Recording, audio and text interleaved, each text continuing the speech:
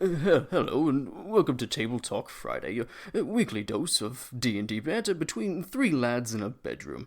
If you like their style, make sure to follow them on whichever podcast service you prefer and come back every Friday for another upload. Now, back to the boys. Well, 10 minutes ago I finished watching Eternals. And I gotta say, one of the bottom of my list of Marvel movies with Captain Marvel. I sure haven't heard anything about it. Yeah, I just finished it, and it was long and grueling, and there was one really cool action scene. Only one? Yeah, like the rest of it was very forgettable. Oh. I mean, there's going to be stuff from Eternals that's going to like happen and come into play in the MCU down the line, but I don't care. Okay. I'm surprised because some of the advertisements looked pretty good, but I really didn't hear anything about it at all. Well, the one funny scene from the trailer where Icarus like smashes the table and he's like, it was IKEA. That was the one funny scene in the movie. Oh, good, and it was spoiled too. Nice. Well, that's a real shame.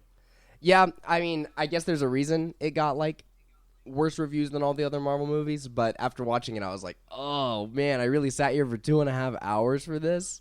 Beans. I watched a solid maybe 40 seconds of it. I saw some woman freeze the world. It was pretty intense. No, she was actually turning a celestial to stone, but nice try. Okay, we got A some spoilers. celestial? Well, that's a word that I hear in D&D sometimes. Yeah, I mean, it is a D&D podcast, so. Wait, is Zariel in Eternals? Yes, as a matter of fact. Holy crap. I gotta Is see this she movie. an Eternal? You can say that. Okay. Well, audience members out there, you can probably hear in mine and Drew's voices. One, we have a different audio setup today that we're trying out. Super excited about it. We have like a full-on audio interface. And two, we're congested.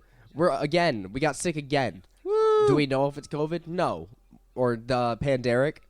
No, we have no clue because we can't get tests anywhere in the area. Nope. They're sold out at Walgreens. They're sold out at CVS. And what, you had a 60-mile radius set up, Drew? Yep, I checked the other day. It was a 2-day, 60-mile radius. Couldn't find anything. Yeah, no tests. We can't get tested. So, I've been at home all day, and it was great. I watched Eternals.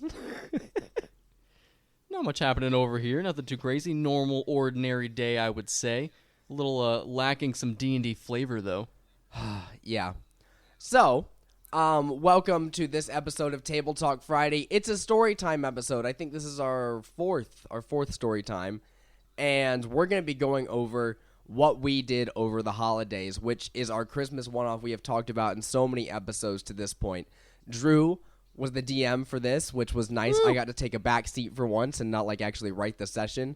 But Drew has spent a very long time prepping this Christmas one-off for which we all made really wacky characters. I've already talked about Jack-o'-lantern on the last one-off episode that we did, but we're going to get into like the nitty-gritty of this entire thing because it was one of my favorite sessions we've ever played.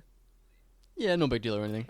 Thanks, Seth. Appreciate it. Yeah, it was kind of just a match made in heaven with just imagine as wacky as a D&D session could get. Or at least at our table, this was probably the wacky session. But it just went places that you wouldn't expect. So, like the North Pole. So why don't we... I think that's the one thing we did expect, actually. Oh. Why don't we take it from the top then? Drew, would you like to set the scene and sort of tell us how you started the session so we can get into the cast of characters we had available? Oh, absolutely.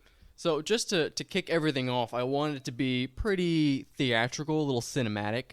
So instead of starting off with, where we left our adventurers kind of a vibe, instead I play the narrator like you see in a number of Christmas movies. Oh, I didn't see you there. Let me tell you the story.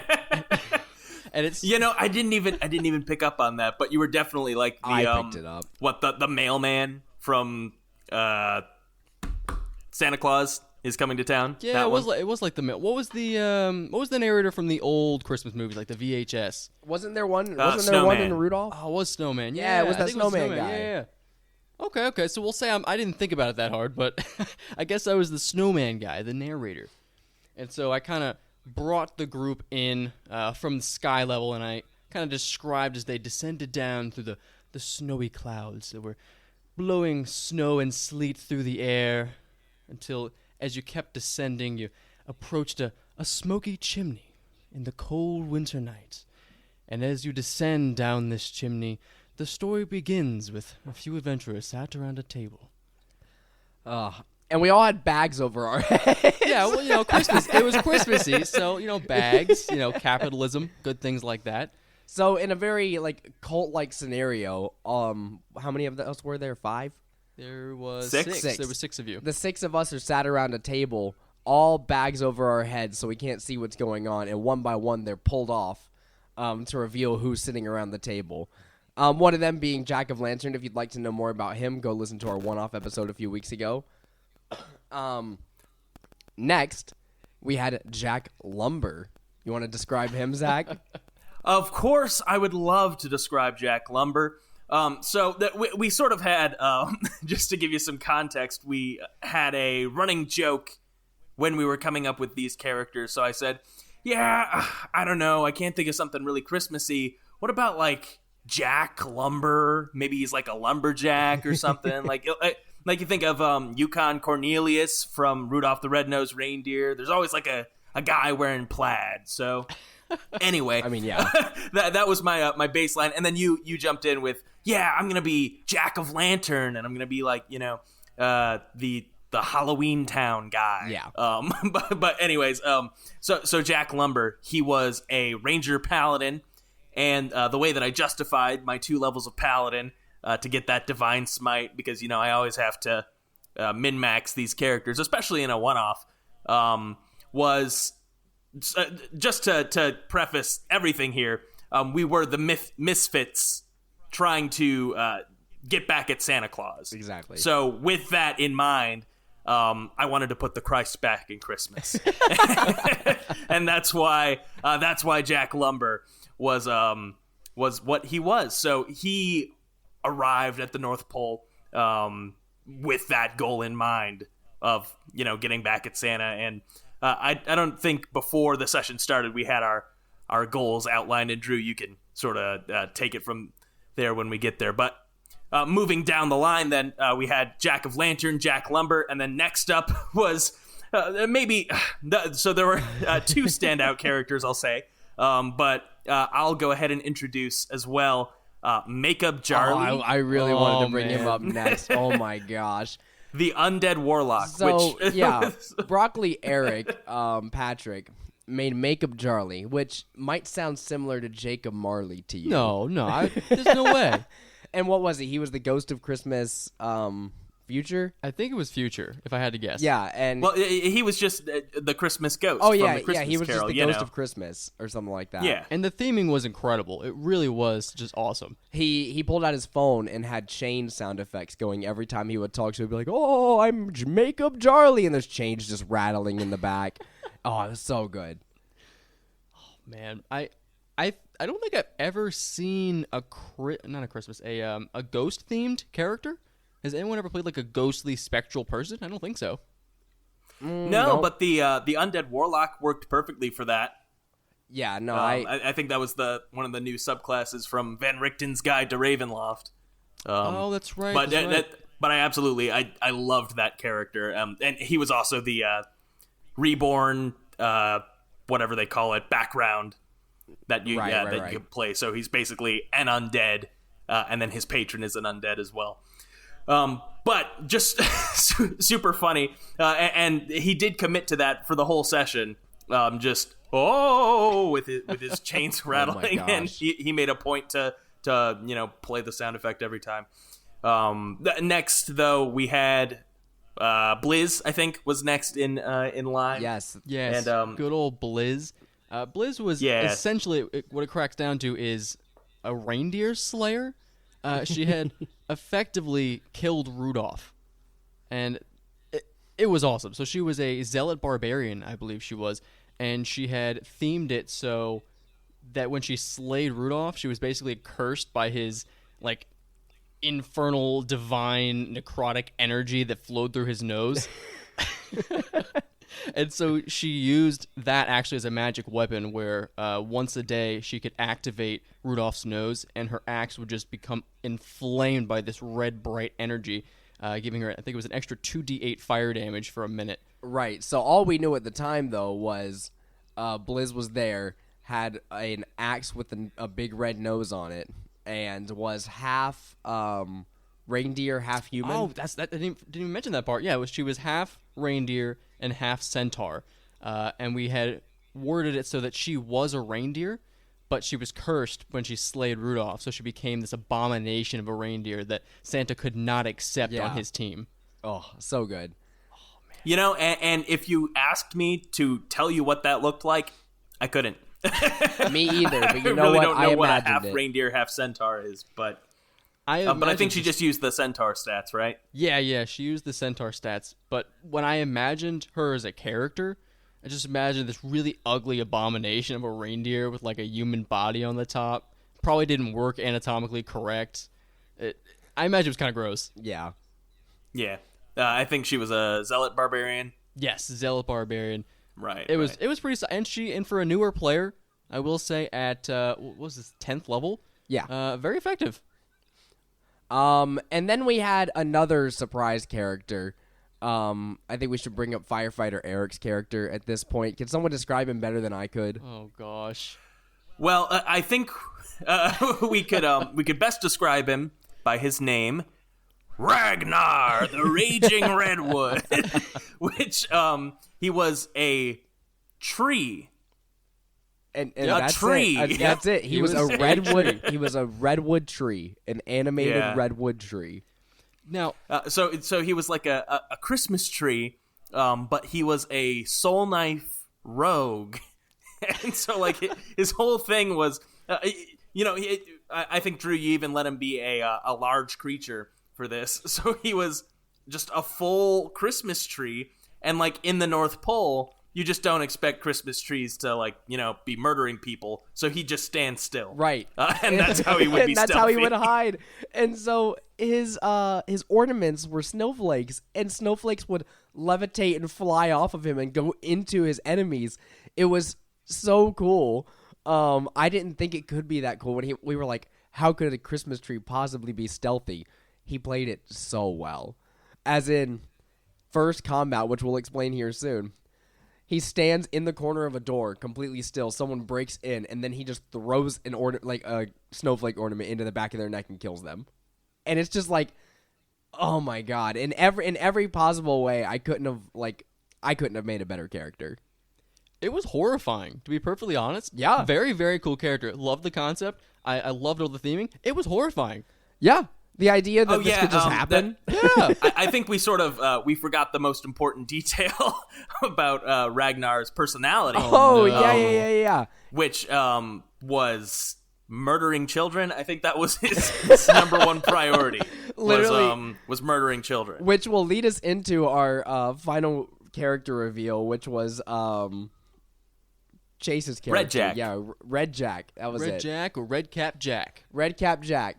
Yeah, so Red Jack was an amalgamation of gnomes around one central gnome. And I'm not talking like gnomes in D&D. I'm talking like garden gnomes surrounding a single entity, a gnome in the center, named Jack, just like the rest of us. He was playing a rune fighter, I believe. No. He was a Echo Fighter. Echo Fighter, that's what I meant. Guide to, I'm going to say this wrong. I'm going to say Wild Mount, and hope that's correct. No, that's Wild right. Mount is correct. Oh, I usually say Wildamount. Okay, Yeah, cool. Wild Yeah, Mount is well, correct. that's because you're a communist and a Satanist. Oh, that makes sense. Dang it. So he was playing an Echo Knight, which was super cool because he would summon echoes of himself to fight in the battle. And every time he would actually get hit, certain pieces of the gnomes would fall off, and they would have to come back to him later when he gets healed. It was very good. It was a whole bunch of gnomes agreeing we're all gonna be one. Which we actually came up with that theme pretty quick. Me and Pursuer Eric, I think is what we go with. I was just gonna say We already Chase. named I already Yeah. name dropped Okay, him. all right. Chase. So when me and The Chase jig's were, up, boys. the jig is We've up. been given express permission by all of them to say their names, so it's okay. We got to get him to sign something real quick. Oh yeah, you know what? I can call him right now. yeah. No, we're not gonna do that. No, we were talking in the car about it late after an actual session of D&D of Avernus, and we actually came up with the idea pretty quick. The concept was that he wanted to be these gnomes, but we kind of infused some blood magic kind of a vibe into it. He wanted to be a red cap, which I guess I won't go into exactly what a red cap is, just in case you decide to play Avernus. But however, he was. They're in other modules too. Yeah, Well, they're in then- the freaking monster manual. They're just a little fey goblin boy. Yeah. All right. Well, then I'll go into it a little bit. Essentially, he was the blood of the Grinch, the green fey creature that terrifies creatures throughout the Oh, fey. he never made that clear. No. Yeah, I don't think he never even hinted at that, actually. I think he mentioned it towards the end, or maybe it was a conversation afterwards where I think he explicitly said it, but that was the concept, is he was the creation of the Grinch through this magic item that was his. I think we called it it was like the Blade of Conjuring or the Blade of Life or something like that. Basically, the Grinch cut himself and the blood formed Redcap Jack, who then used it to create other gnomes that he controlled. That's fun. It was I like that. It was pretty solid.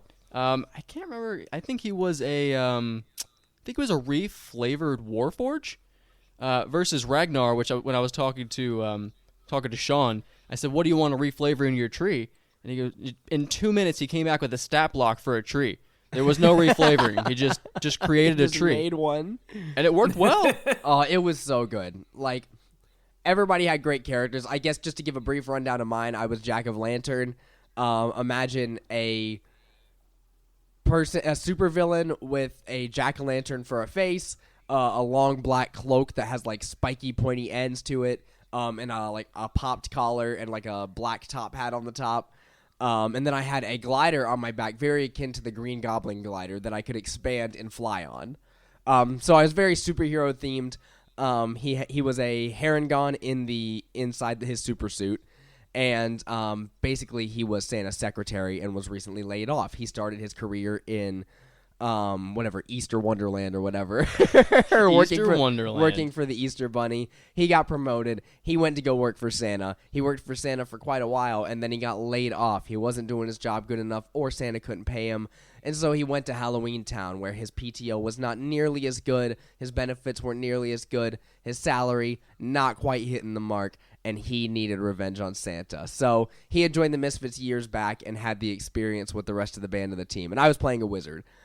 It was great. In a mission in the past, I had stolen the list, which had the naughty and nice list on it. The list. And that's what I used for my scribe wizard casting, which was very fun. So, the band of heroes was together, but we needed a mission, Drew. That's so funny that you call us heroes, because we were anything but. Okay. The band of, we'll say... Misfits, perhaps. Yeah, the Misfits. The band of Misfits were together. Drew, what was our mission? So, as the band of Misfits, the Misfit organization had been around for a number of years. Had been trying to sabotage Santa's plans to ruin Christmas in a number of ways. Operation Kill the Tots. That was to neutralize the children so that presents couldn't be delivered. We had Operation Destroy the Presents, which was just destroying the presents so you couldn't distribute them. But neither of those worked. So this was the third objective, to steal the Jingle Bells, or the Bells of Jingle. Effectively the most powerful artifact in the known world, and specifically the North Pole. Yeah. So, while we didn't go into exactly what they did in the beginning, because I wanted there to be some mystery, they contained the spirit of Christmas. And without them being held by Santa or people of importance within the North Pole working towards creating Christmas, it just it just can't happen. So the goal was to steal these bells and stop Christmas, and everyone had their own motive. So it started off... Right. Oh, Well, just to continue the plot. So we're all sitting in this dark room around a table, and our mission is imparted to us by this old hag-like figure. I'm not sure if she was a hag or not, but she was, cloaked, and we all take these sacks off of our heads. I guess Ragnar takes it off of his star, and then we all just start going to town and talking about our our different motives and our character motivations. And honestly, this goes on for way too long. It's probably like an hour and a half. Yeah, it was and we definitely haven't done over an anything hour yet. of us just talking. And I enjoyed all of it. Yep. Me too. We're all belly laughing and having a great time. But then we finally get our mission. We're to go get the Jingo Bells and bring them back when our mission is complete. But something interrupts that. Drew, could you tell us what was interrupting our discussion? Drew and I just both started laughing because you said the Jingo Bells, and it was so funny. Like both of us looked at each other and just started snickering. Did I say Jingo Bells? You said Jingo Bells. The Jingo Bells. Yeah, the Jingo Bells. Oh my gosh. So yeah, after talking about those Jingo Bells, you guys were sitting around the table as you hear from outside, "Hold up! Everybody, come out with your hands up, in the name of the Holy Order of Knights." And then immediately everyone stops talking, and the leader, who I called Madam, goes, "Oh, well, you're all gonna die. Good luck." And teleports away without giving them the entirety of the mission.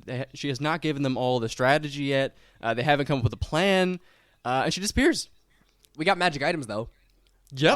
I got the the Disc of Carl or something like that. The Disc of Carl, absolutely. Yeah. Oh, right. I don't even remember what my item was. Let's see. Someone got a present that was just infinite. It was like a Russian nesting doll where you just take infinite presents and continue opening them forever. Yep, that was a cool one. There was the Jacket of Warming. Oh yeah, it kept you warm. Kept you warm. If you got hit by a cold attack, you could have it once, and then the jacket would just be too hot to wear. Yep. So that was nice. You had the... I think it was a tiny reindeer, actually, I think is what I went with. Where it summons a reindeer and it'll do a favor for you. Yeah, the reindeer. That was a cool one. We had the that reindeer figurine. I did really like the Disc of Carl because I took that. Basically, it would let me talk to an elf named Carl who was like a nerd, and I could talk to him whenever I want and ask for one favor in the one-off. And I'll tell you how I used that later on. Additionally, there was I don't think these got used, but there was the lights of stealth, and they were Christmas lights, but they were camo colored. They gave you a... which would be totally effective. So stupid. In the snow, mind you. They'd be very effective in the snow. But, absolutely. If you used them, they gave you, I think it was a +2, +3 bonus to your stealth. There was a 50% chance that they would burn out and you couldn't use them again. So high-quality stuff these guys are getting. Oh, yeah. I think that was about it. There might have been one more. But they were little gag items that were supposed to help the party along. And, you could use them from time to time to make a cool moment or, who knows, to maybe kill an elf or something. When we wouldn't do that. No. So these knights, right? Or this single knight that calls out says, "Under the order of the Holy Knights, step outside." The party starts separating a little bit, start looking out the windows. Oh, what's going on? Who's out there? Who are these knights? And start getting, I think it was a couple good perception checks from Jack of Lantern, actually. Yeah, I think I rolled a nat 20. I think it was pretty good. I looked out the window and saw that there was a group of knights gathered up, and they looked really strong and like someone I didn't want to mess with. And so I tell the party what's going on, like, whoa, we don't really want to mess with these guys. Nonetheless, I throw my glider down and start boarding it. Jack Lumber heads to the back of the wall and starts to like break a hole trying to get us a second way out. All we were told was we needed to get to the sleigh out back and get it so it's on its way to our destination we need to go. Like, hey, there's a road, take it, you'll get to where you need to go. Right. And so Jack Lumber, of course, I should mention, of course, if it wasn't obvious, did wield an axe, and it was a special axe. It was called Holly and Ivy, and it had berries growing on it. Anyways, it does extra damage against wood. So there was only one door in this little cabin we were in, so we had to bust open the back way just to get a better advantageous spot, through which Jack of Lantern flew out and got his lay of the land there. Right, so we get a view of what's going on below. We see a couple of large snowman-like figures, a knight on the back of, I believe it was another reindeer, and they're not playing around. The knight is getting ready to bust in the front door. These two snowman figures are heading up to the front as well. They're about to go like full frontal assault, and combat ensues. I believe I had a pretty high initiative there, and we like all started ensuing combat. I started casting spells down towards the snowmen and the knight, while Ragnar, the redwood, waited on the inside for enemies to run through the door so he could just throw a a snowflake into the back of their heads. Jack Lumber comes running out, and from behind, a second assailant has shown up. He starts blasting me up in the sky, but Jack Lumber's not taking that. And him, as well as, I believe, was it Makeup Jarly? Or no, it was Red Jack. Take Jack. on the Silent Knight. We see that this guy is not making any noise whenever he's moving, as he is under like an intense silent spell or something like that. He's not making any sounds, and it looked like he was coming for me at first, but then all of a sudden these two close combatants are on top of him, and we end up kicking their asses. We take out the Silent Knight. The Holy Knight comes running around the corner, trying to pick up the save, but is unable to do it, as we use a lot of our resources in order to take both of them down. You guys absolutely demolished them. I didn't expect you to kill them so easy. They were definitely supposed to, take a couple more of your resources there. Yeah. Well, and Drew, I just want to draw attention to this, because Seth, you did a great way of seeding that in there. But the pun, the Silent Knight and the Holy Knight, I really hated it. I liked it. It was awful. It was an awful joke. But it does make me laugh every time I think about it. No, it was good. It worked with the Christmas theme, and I'm glad we got to fight the Silent Knight and the Holy Knight. For a while, when I was coming up with this one-off, I was just thinking of, what kind of fun creatures would be an interesting encounter in a Christmas one-off, right? So I'm thinking, like, what's a good reference? Like, I don't know, like Drummer Boys. You have some kings. Maybe we could do some evil kings or something. Drummer Boy Bards would have been cool. Mm-hmm. That was one of the options. It was one of the options. But Angels named Harold.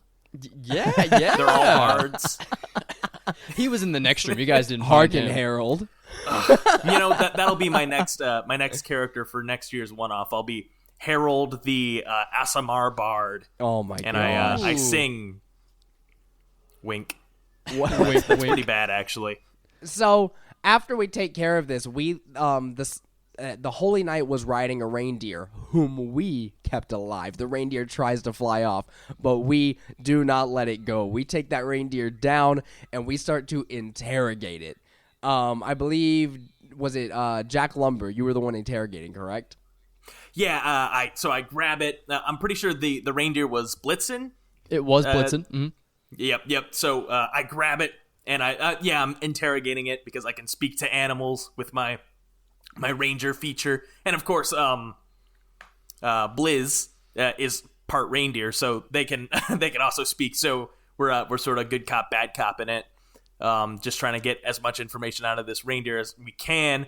But this is sort of the point where I think we, as a group, came together and decided, all right, I know we've been talking about being villains this whole time, and yeah, we're gonna ruin Christmas, but the Grinch isn't such a bad guy. So we don't necessarily have to be evil, but we get some intel from Blitzen just on where Santa's at and what's the best way to get in to the North Pole. And he's not giving us any great information. And it comes time to say, all right, well, we're not taking prisoners, and we're not taking you with us, so... and he's begging, he's crying. Drew, you're making me feel really bad about it. And he's making me laugh, too, because Blitzen's voice is like... Hey, whoa, I'm just Blitzen here. Hey, leave me alone. I just want to go get me some whitetail on Christmas Eve, Right, exactly. But unfortunately, the holy light of Christ put a stop to makes that. exceptions for for whatever we're doing. So we do kill him. So yeah, Blitzen is murdered, and this is the point where it's like, oh, we are super villains. Like, we're villains. We're not good guys.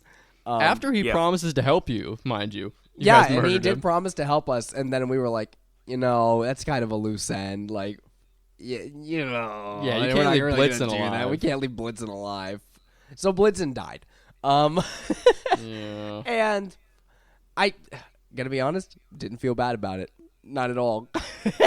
I felt bad. I was playing Blitzen and I felt bad. Yeah, I mean, I believe you. So we load up in the sleigh. Jack Lumber summons a second reindeer to drive the sleigh for us. And we start resting and heading towards our destination, which is the North Pole itself. It seems we've camped a couple of miles outside in this small lodge, and we are now to head into the North Pole, which is guarded by a large, like a massive wall, and head directly to the site of the Jingle Bells, which we have a little bit of info on. We're told that it's taking place at the same place where this in this like ballroom where there's a dance or something going on. Yep. So you were told that there was a party going on inside Santa's fortress, Right? And so as you approach this massive wall, you who have been here before, Jack of Lumber, as well as I want to say Jack of Lumber as well. Jack He was of in the Lantern and area. Jack of Lumber, yeah. Yep. And So then the two of us Bliss had knew been the inside as area. well. Mm-hmm. So you So- guys, I'll explain this one because it gets a little tricky. As you guys approach this wall, there was two ways to proceed that you guys had talked about a little bit before at the round table, but hadn't decided to finalize yet. They could either make a left and go full assault, blow their way into a party, or That would have been my preferred method. or go right, take the stealthy option, and grapple up onto a catwalk that would then lead into the party.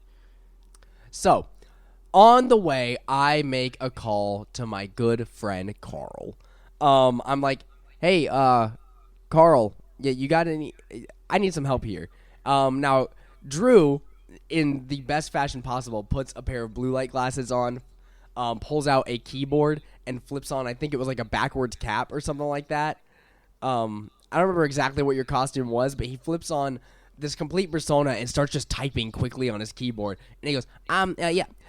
Hi guys, name's Carl. I can do something for you if you really need it, but I'm not really good though.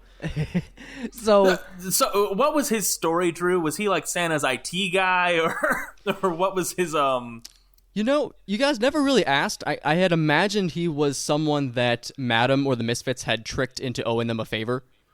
Gotcha. I imagine he worked on the inside of the fortress at some point and had some good info on Santa, so he would have been able to help you with just about anything you needed. So he had access to the inner weave, which if you don't know what the weave is in Forgotten Realms lore, the weave is basically the source of all magic. The inner weave is what Drew has made up, meaning that this guy can hack into magic and make something happen for us. Which was very cool, very fun item to have. It's basically like a free like mini wish spell that we get to make. Which will come in handy later, but we figure this information out. We ask him, like, okay, well, if I wanted you to do this, could you do it? If I wanted you to do this, could you do it? And he's like, yeah, I can make that happen. So, do you want me to do it? And I'm like, no, not quite. Carl, and I started asking him a couple of questions, like, well, like, where exactly are the Jingle Bells? Like, what's Santa doing right now? And he's like, that'll be your favor if I do that for you. And I'm like, okay, never mind. We'll talk to you later, Carl. So we start pulling up to this destination and decide that we're going to try our darndest to take the stealthy option in, meaning we're going to grapple up to this catwalk and go through, because for some reason a full frontal assault is just not the best idea, but I thought it would have been a fun one. It turns out we would have been perfectly fine. I don't think any of us were ever in life-threatening danger in this one-off. We all just made really powerful characters. But so turns out aboard our sleigh was a bomb. And if there's one thing that Jack of Lantern really likes, it's bombs. I based him kind of off the Green Goblin. So he had like little pumpkin bomb weapons that he was using along the way. Spoilers! I haven't seen the first Spider-Man yet. Oh, you mean what was it, 2002 Spider-Man? Yeah, I haven't seen that one. Sorry about that. No, or 2001. I think it was 2001. I still gotta make it to theaters. came out right after 9/11. Yeah. So we super great topic, Zach. Thanks for bringing it up. So there was a bomb on board, and I was gung-ho about, like, we got to take this thing with us. And I believe it was Blizz was like, all right, I'll carry it. So we carry it up to the fortress. and begin one by one ascending the side in our own way. So I start toting people up on my glider, so I can call my glider up to 30 feet per turn. So I start bringing people who can't fly all the way to the top. I fly up first, along with Ragnar, who throws a knife up to, or throws one of his ornaments all the way to the top, and then teleports to it. So cool. It was legit. Let's see, who else could fly? I know Makeup Jarly could. Yeah, Makeup Jarly flew up to the top on his own, and then I lifted the rest of us up. Or did someone use a grapple hook at all? I think it I was, did. Jack just, Lumber. just to sneak up and get a lay of the land, but we didn't really need it. I was just doing it to show off because I had however much athletics. Once we all get up here, we look down through the skylight and see that we're looking sort of into a waiting room type of area. There's an elf asleep in a corner, and there's 3 doors below. We need to get inside. There's glass surrounding this catwalk, and we need to get there. So I call up my good friend Carl. And I'm like, Carl, Yeah, what you need? is there any way I really need to get into, and I sort of described the area. I was sort of going through, hey, we're in the like southwestern portion of Santa's fortress. We need to get into like this room, and he's like, yeah, I know where that is. And I'm like, is there any way we can like get the glass to disappear? Is there any way we can get this to happen? And the party is talking about it for a good 5 or so minutes of like, what exactly do we want to do? And what we settle on asking Carl for is if he can set off a silence spell inside just this room. So completely silence that room. We can break the glass, and then we can incapacitate the elf. Is that what you did? Incapacitated? Yeah, I haven't described that yet. Yeah, like in a manner of speaking. In a manner, yeah, he was not moving. That's true. And he could not take any actions or reactions on his turn. He could no longer capacitate. He was most certainly not capacitating anything after that. So, Carl agrees, and he sets a silent spell off in the room, to which we break through. I'm still flying above, and in seconds, this elf is decimated. He's nothing. He is soup to us. He is nothing but food. I think pretty much all of us get ready to action, so when the glass breaks, we just, go to town on him. And Drew, this was like a commoner, right? He had 4 hit points or something. Well, I gave him 10 just because this specific elf that you guys murdered actually happened to be Buddy the Elf. Right. Yeah. I remember you said that. Yep, he was going to give you so much good information. He was going to welcome you to the party. He was going to show you where you guys dead. needed to. Yep, nope. Bloody soup on the floor. Yeah, that was gross. That was really, really gross. So, now that Buddy the Elf is dead, we have 3 doors to choose from. We choose the one on the right. We go in there. It's a dressing room. And what is in the dressing room but 2 more motherfucking elves? And we incapacitate them as well, making them bloody messes on the wall and hide all the bodies in the same room. And I prestidigitate up all that mess off the ground. Clean kills. How many times does it take to prestidigitate a slaughter out of a carpet? A few. Like 10. You think so? Yeah, it probably took like a good minute. That's It's magic, Drew. that's It's magic. awful. That's awful to think about.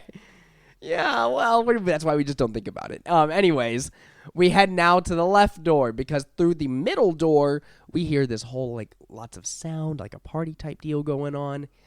So we're going to head through the left door. And we do. But inside the other side, we hear a couple of voices going on. We don't really want all of us to come through at the same time. So our rogue, Ragnar, is going to take his turn and step through.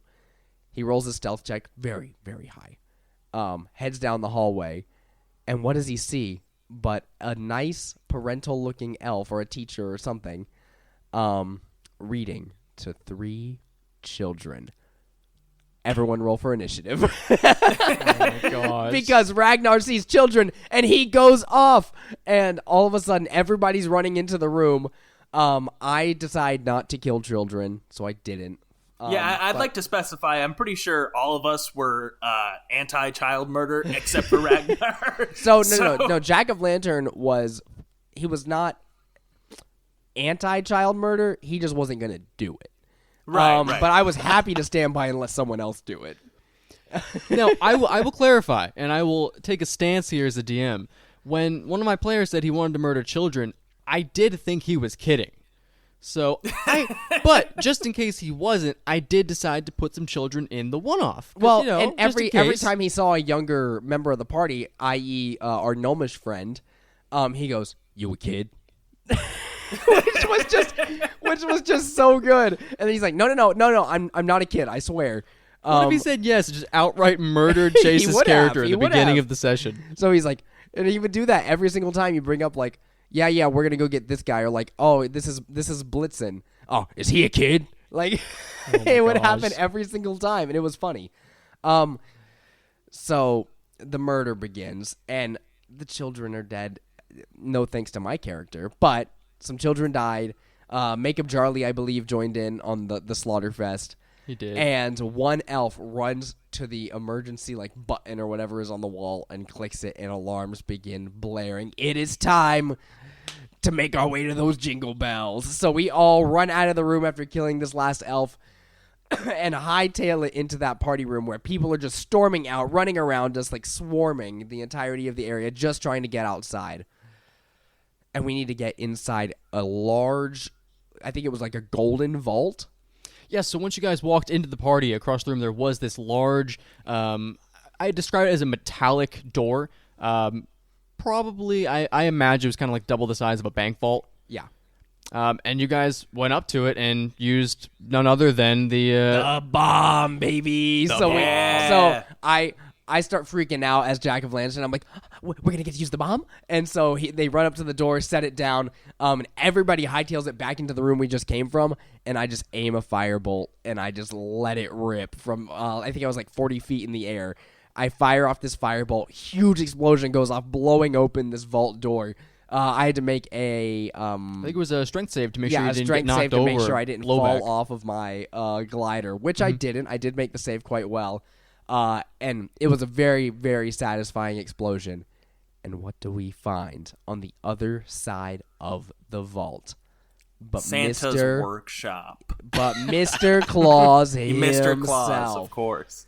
What a crappy guy. So as the party pushes through the smoke and the burnt steel in the ground and climbs through the vault door into this workshop, they see this large man in a red suit slowly turn and look over the party, this big white beard. Oh, ho, ho, ho, ho. And he gives them a choice. He looks to the party and he says, "No, I don't want to hurt any of you. All of you can go free and enjoy your Christmas. All I need is my list back." To which, jeez, I had to cough right then. Perfect timing. He said he wanted his list back, which I had, and I said in response, "You did this to yourself!" And then we all attacked. Right.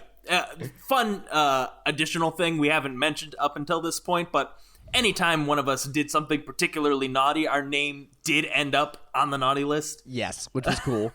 And we were gaining even naughty had- points the entire time. Yeah. Which we I had still don't naughty know what points. any of that meant, but we had naughty points the whole time. I believe I had one by the end. There were I did get some the naughty players had high quite a few. score. Oh, did you? Yeah, I had. I think I had 6 or 7 naughty points by the end. Though I feel like Ragnar definitely deserved the naughty award 'Cause he killed all the because kids. he did kill all the kids. But I'm pretty sure every death was 1 naughty point. Yeah.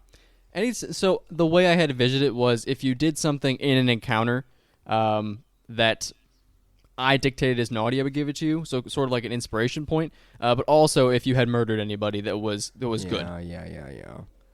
Which we did do. We did fairly often, actually. Unfortunately, you did rack up a few naughty points. But yeah, you guys get to this full scale encounter with none other than Santa Claus. And he is wearing the jingle bells, by the way. He has like a bandolier of jingle bells on, and we're like, oh, that's the item we need. So we begin fighting combat. Jack of Lanterns stays far back, close to the entrance of the room, and is just firing off spells left and right, just trying to help. His theme was that he wasn't really a team player, so I wasn't allowing myself to counterspell any spells that went off in response because unless they were targeting me. And I was always out of range. So I didn't have to counterspell at all, which was great. I had plenty of spell slots to do whatever I wanted. All of our frontliners go rushing in towards Santa, and he has these two massive cannons on either side. Drew had him sort of artificer themed, so because he's Santa, he's an inventor.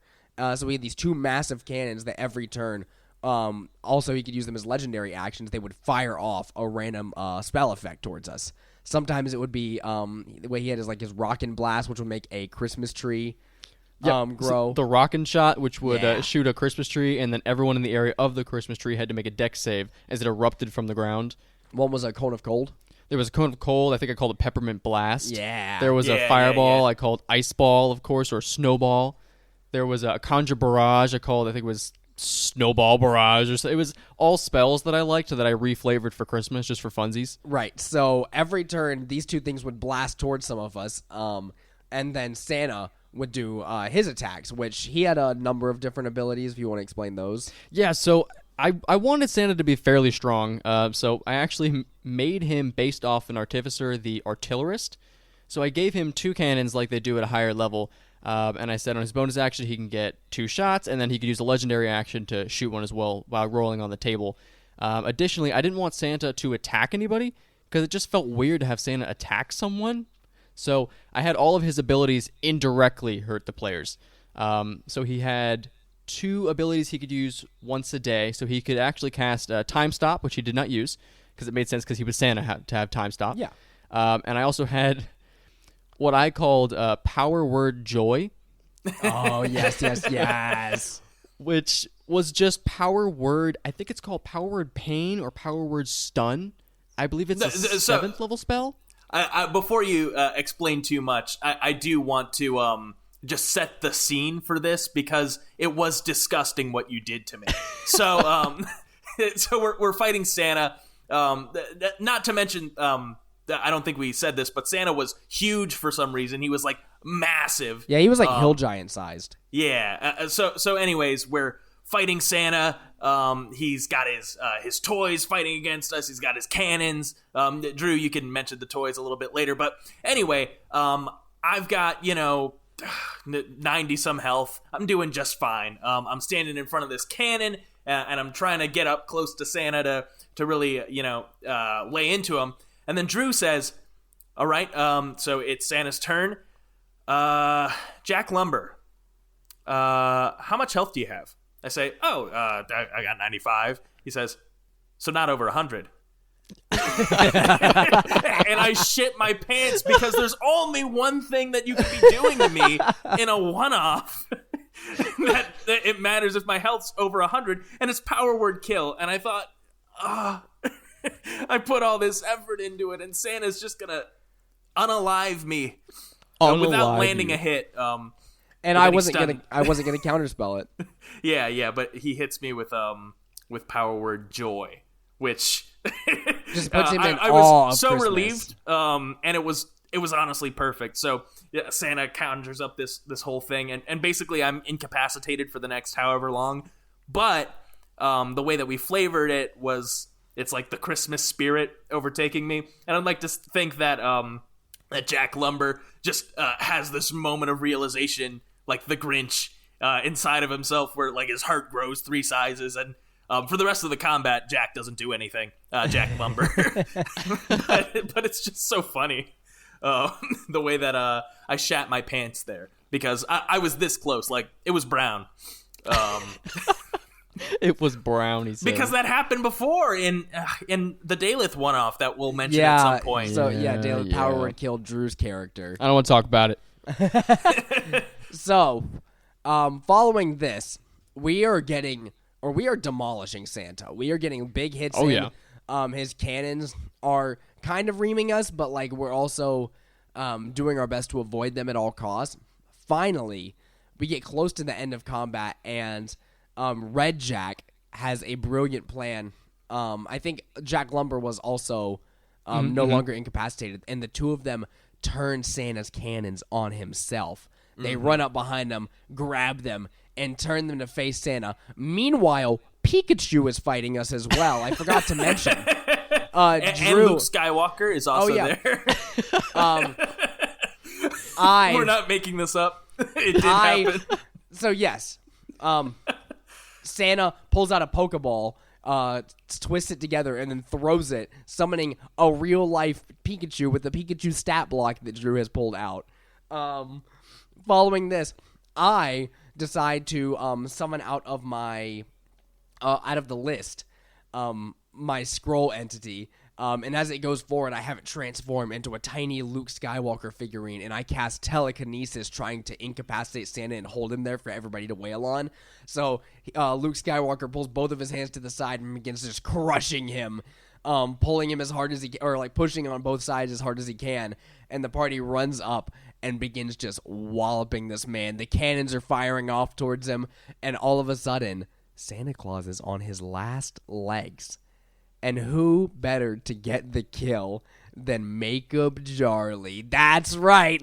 Makeup Charlie walks in and just gets the final. What did he hit him with? I think it was just like an Eldritch Blast or something. I think he just Eldritch Blasted him. Yeah, but I think he flavored it, though, so it was his spectral future Christmas ghost chains, right? See, Yeah. all I imagined was the father-son Kamehameha from Dragon Ball Z, except it was Makeup Charlie and the other ghosts of Christmas all together, chain Kamehameha Christmas, Santa. And so he blasts him with the chains, ripping Santa to pieces, and then sucking Santa's soul into his own body. Santa falls dead, as do the Jingle Bells. We didn't even mention how cool Blizz was in this entire combat. As Blizz came into the room and crushes Rudolph's nose, going wild, Blizz kind of held together all of the hit points for us, because otherwise we all would have been being hit far more. So our barbarian friend took so many hit points for us and was super cool. I'll give some credit to Jack Lumber, too. He took a beating from those cannons Oh my gosh, before yeah. they were moved. Yeah, and Pikachu. Both tackled me. I mean, that's like what? That's a high level move. It's like 120 damage and something. Oh like yeah, that. and it gets stabbed too because he's Pikachu. Yeah, and he's only got 10 PP, so I mean, he could have done it 9 more times. Yeah, Man, but poor he chose Pikachu not got to. obliterated by those AoE cannons. yeah, I ended up taking him Yeah. out too. Yeah. Santa destroyed. He destroyed the one thing he loved, which was Pikachu. Pokemon. Yeah. So, We also just happened. Drew, correct me if I'm wrong, but we had a Pikachu amiibo, and so Yeah, I have a threw him Pikachu on the- amiibo, so he was actually on the field. Yeah. So I'm not sitting sure there if that was thinking the plan about. or not. Yeah. Well, I'm sitting there thinking about what kind of toys that Santa could make. And I'm like, well, what are some hot coming toys? Everyone likes Pokemon, right? Baby Yoda would have made a lot of sense too. I was gonna do some Star Wars stuff, and I planned on doing like a Toy Story Army guy kind of a vibe. Oh, that would have been so cool. Yeah, but you guys obliterated Santa. You didn't get a chance to build any more toys. Yeah. So, Santa's dead, and his fortress begins to crumble around us. Blizz picks up a couple of Jingle Bells, as do other party members. Jack of Lantern picks up a Jingle Bell and teleports straight 500 feet in the air and flies away off into the night sky. Blizz, I think, got like 3, while yeah. other party members, I think Jack Lumber got 1, and Makeup Charlie is just standing there, unable to move. Everybody begins retreating. The whole building is crumbling around, and everybody flees after Santa dies.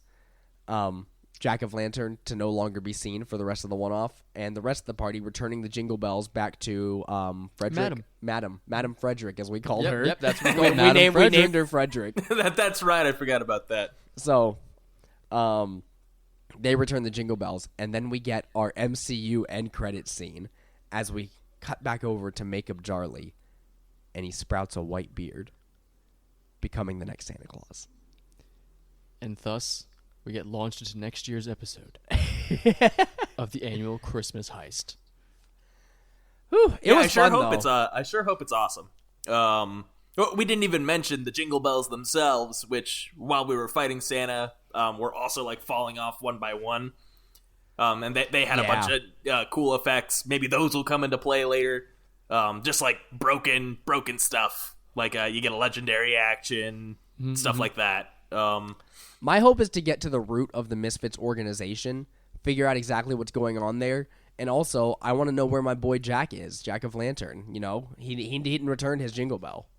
Yeah, well, here's my thing. I think my ideal Christmas one-off for next year, since Makeup Charlie is the new Santa Claus, and that's one of our players, there's one of two ways that we could do this, which is he is now the villain, or, the antagonist of the session, right? Or we turn it on its head, and now we're on Santa's side. That's what I was wanting. I thought it would be cool if we were on Santa's side going after, preparing for the Misfits. Yeah, and Jack Lumber's already had a change of heart, so he can join up on Santa's side. Repent in the name of Christ, our Lord and Savior. Amen. I'm a little stressed because we're halfway through January and I haven't really thought about it too much. Yeah, that's weird because you have 11 more months to think about it. That's not a lot of time, Seth, for me. Okay, it took me years to come up with this. So yeah, you've only got 10 pages of notes. Oh, I need a lot more notes than that. Regardless, this was a very, very cool session. I had a blast. Getting to be creative with character creation like that and also playing in a setting that's not just high fantasy all the time was very fun. Yeah, absolutely. Yeah, it was fun doing like a steampunk kind of a thing, but also not really steampunk, more so just modern, but also fantasy, but who cared kind of a setting. Yeah, it was like, make whatever you want. I think I'm going to send a poll out for next year to see what you guys really want to do, because now I'm thinking about it. I would love to be a good guy and or completely do a whole separate setting. We don't have to do the same story. We can leave that story hanging for now and be like, all right, we're playing as the Who's in Whoville. Yeah, what's the Grinch up to? Ooh, that'd be a good one. So, not a bad idea. Or we could be helping the Grinch steal things at a lower level. That would be fun. Ooh. Or even a Santa origin story, but like a different one from all those other Santa origin stories. Yeah, it's like the Tim Allen one. Yeah. Yeah, we basically we kill Santa again and become Santa for the session, and we get to spend a year as Santa Claus. That's the one-off.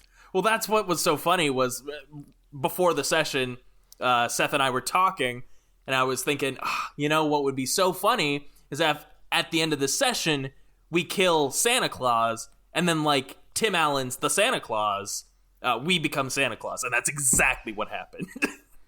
Now, what I think would also be very cool is if we're regular elves, either defending the stronghold or working, and something happens at the current stronghold where Makeup Charlie is in charge. Sure. So we're not really related to the last storyline at all, but like something's happening during the year. Maybe it's a couple weeks before Christmas or after, like post-Christmas this year. Makeup Charlie's been doing it for a bit. The Misfits haven't returned for some reason. And something happens as just regular elves have to defend the place. I'm kind of thinking I like the idea of swapping sides, of being good and bad or vice versa. I kind of like the idea that you are these elves, and maybe in the future, under this new Santa's reign, you have to go about undoing the last year's work by finding some ancient relic that can bend time and space, maybe a Dr. Weird character that you're able to find. Ooh, okay. With the magical Christmas stones, perhaps? Yeah, I do also like the fact, now while low level would be a little cuter, I do like the idea of doing another high level one, because making high level characters and getting to play them is so fun. Honestly. Which is the exact same thing we've experienced in this past session of D&D, or I did. Drew, you had to be your shitty, already 11th level character that went through a whole campaign. But meanwhile, feelings. I get to be my new, fresh 11th level warlock, who, we just sort of hand-waved the fact that he's 11th level now. Well, it makes sense story-wise. Sure, yeah. Anyways, thank you guys so much for listening to this episode of Table Talk Friday, a D&D podcast. Please send us your inquiries, questions, comments, concerns to tabletalkfriday@gmail.com. And if you have any cool D&D stories you'd like to let us know, hit us up there. And you will be featured in an episode of the show, which would be so cool. Anyways, character, please take us out. And a Happy New Year. Ooh. Hello, it's Agnon Greylock here. Thank you for listening to Table Talk Friday. For more adventures, check us out at your favorite podcast service. If you have any questions about our travels, please write us a magic letter at tabletalkfriday@gmail.com. Otherwise, stop by next Friday for our next episode. Enjoy.